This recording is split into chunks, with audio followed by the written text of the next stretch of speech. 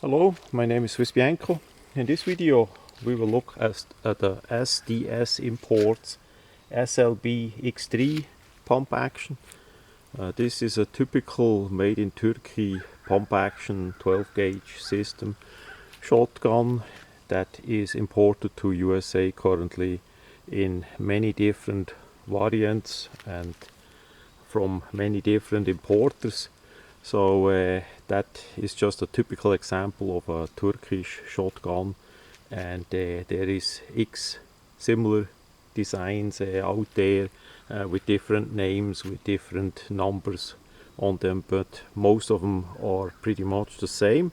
So I did want to test that out and see how the Turkish variety goes and compares towards the Chinese and the traditional US system. So we have the gun in a regular cardboard box, as we see, then secured in the box with some paperwork and in a plastic bag, so everything is secured. And now the items that come with it are the regular stock, the manual, the choke tubes and the hunting plug. We first gonna quick look on the manual. That is a pretty nice simple manual. I just go quick through the whole thing. You can stop the video and read the details.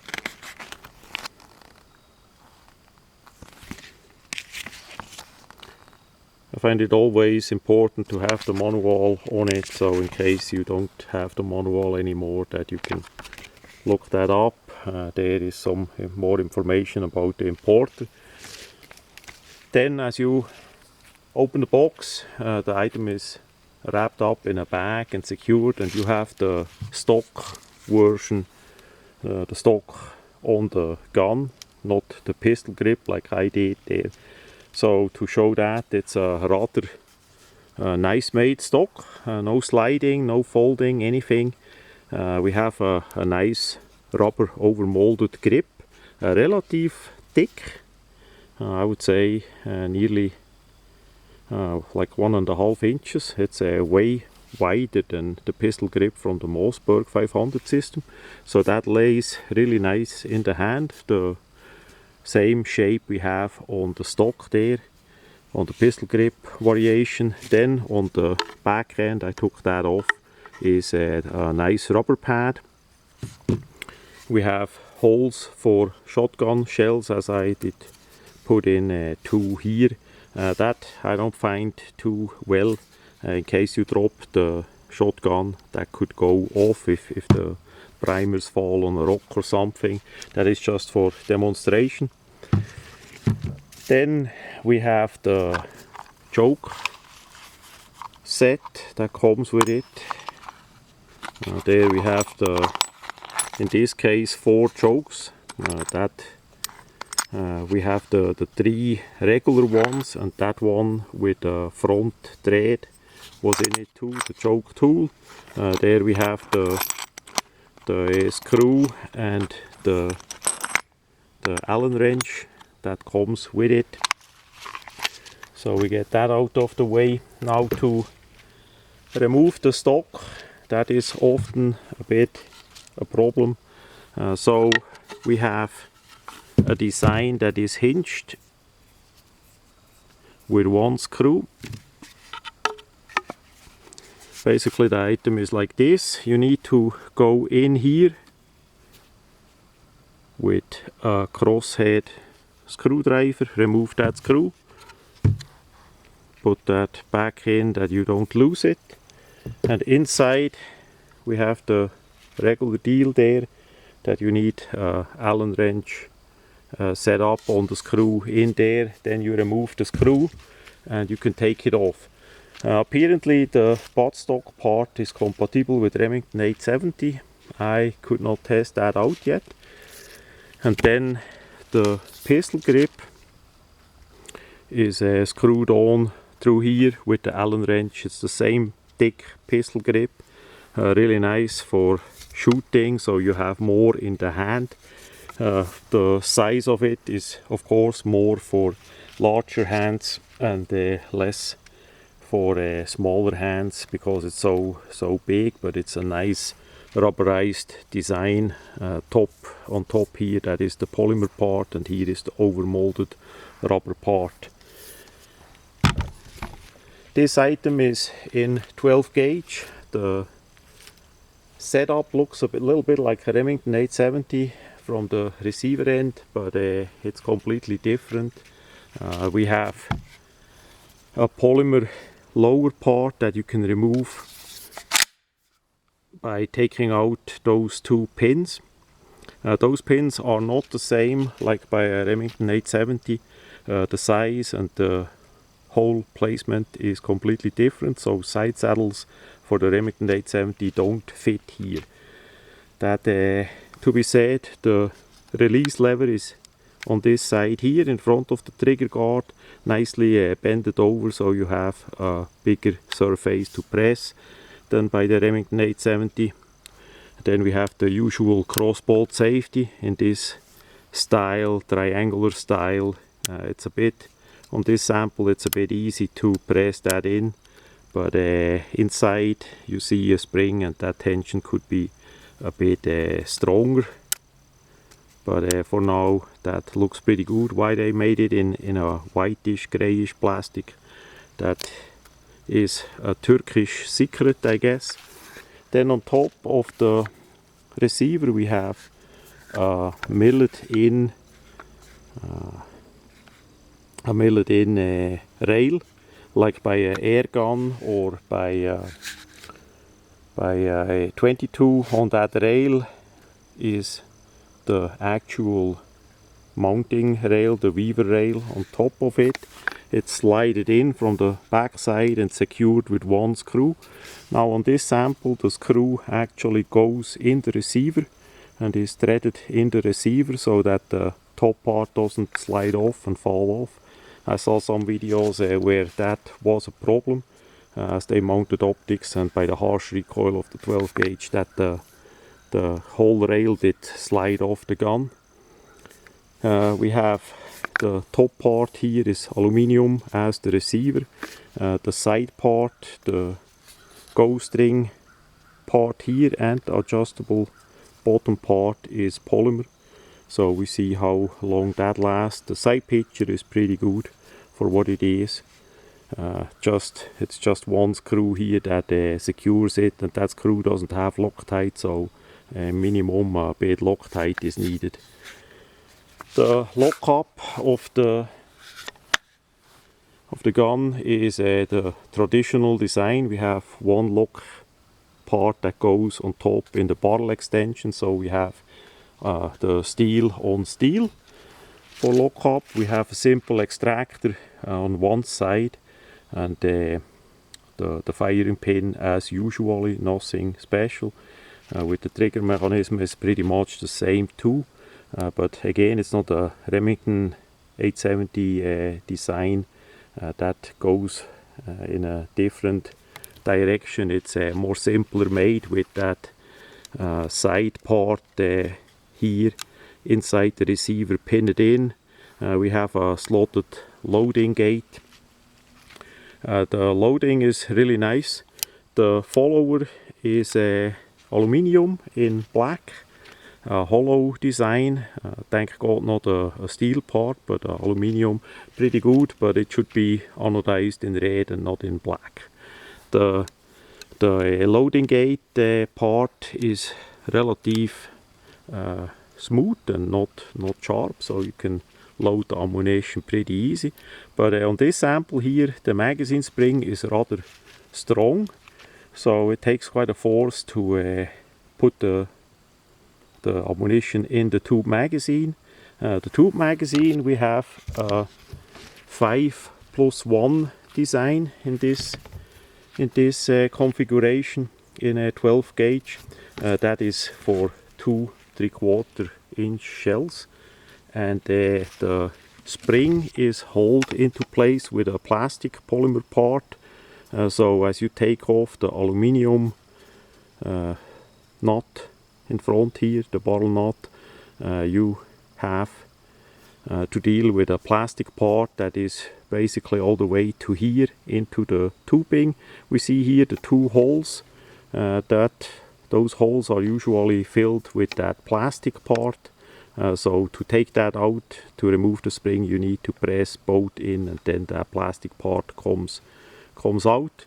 Now with the plastic part in place, you have a capacity, as I said, 5 in the magazine, and without that part you have 6 shells of 2 3/4 ammunition, how it is. And the magazine part that is threaded under this aluminium part here with the sling mount is shaped like a Remington 870, so Remington 870 mag extensions will work. That is possible. For the barrel, we have the typical chrome lined design from Turkey with the screw-in chokes.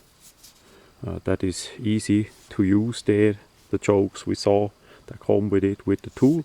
On this version we don't have a bead front sight, but a corresponding front sight for the ghost ring sight. In this case with a fiber optic in the middle. It's securely screwed in to the barrel. It has a aluminium design and looks pretty sturdy. The side picture is easy to see, and the red glows pretty good. It's a bit tall on top, but that is because of the setup of the ghost ring sight, but all in all really nice. For the pump action handle here, we have a long design that is overlapping with this part overlapping the action as you pump. So if you want to use a side saddle, a custom made side saddle, you would have to shorten that part and to be able to pump all the way without getting in the way by the side saddle. In the front we have a little rail for a light and a laser. It's pretty good in the hand, it's not too slippery, it has a good texturing on it, and some Turkish decorative holes on the side. Here that part, that hole on both sides is for the pump handle. There is a metal part inside that polymer Forend that hook that has a hooking possibility for the two sliding bars, the action bars. It's that way that you can take the action bars out of the forend. So it's a pretty clever design how they made it. So pretty much all of the forend is a polymer design with that metal locking part molded in, and then they simply hook in the double slider, the action bars, which work really well, and it's easy to take apart and clean and all that. Really nice, clever design there, and it's secured. It can't take apart in the straight motion. It can only come apart if you lift it out. So that all is really well done. For markings, it's not much on the barrel, just a couple information on the receiver. Under the tape is the serial number. Then we have here a bit about the caliber. This is 12 gauge, 2 3/4 and 3 inch, and then we have the importer SDS in Knoxville, Tennessee, not too far from my paradise here. And we have here the Turkish manufacturer, and yeah, that pretty much is it. So currently those are imported like that into USA, the whole set with the stock and with the pistol grip. And yeah, there is not much to be desired. They did really well. I did already test shoot it, and it works. On this example here, the barrel is a bit tight in the receiver, so you need to take a piece of wood and bang it a bit on it to remove it for cleaning. But that is how that is. On other samples maybe that is a bit less and easier, but this one had the tightest fit that I ever had on a shotgun. But I'm sure it's gonna loosen up over time as that item gets shot a bit more, and that is pretty much the only negative. Next to the sight, the screw, the mentioned screw there, that should have minimum a Loctite in it, so that is 100% secure. Best on the rear side would be if they would use a couple more screws. Now the barrel part, the steel part from the barrel that has the lock up with the bolt goes relatively far behind. It comes all the way to about here, from the top to here. So that is a bit unusual. The US designs only have a short piece, so in case for drilling and tapping that needs to be watched. But that would be some update on that. The Remington 870 mag extension I did mention as an upgrade. So theoretically, I say with a magazine extension that is flush with the muzzle, you should get to 7+1 in 2 3/4 ammunition, so that you have 7 in the tube and 1 in the barrel. The function with the lifter and the trigger and all that, the safety, it's all pretty good. I mean, this is a low price shotgun. I paid $135 for it. Absolute great deal for what all comes with it. Suggested retail is about $250 on the SDS Imports website, and they import a lot of different variations and all that. So yeah, the item for sure works. One last word to the strong magazine spring that is in this example here. If you keep it loaded, that strong spring quite likely gonna swell your ammunition a bit in a short time, so you need to test and watch that. So it may be better to shorten the spring a bit so that the pressure is a bit less, but that is up to you. That was just what I discovered on this sample. So that much about that slb-x3 shotgun from SDS Imports.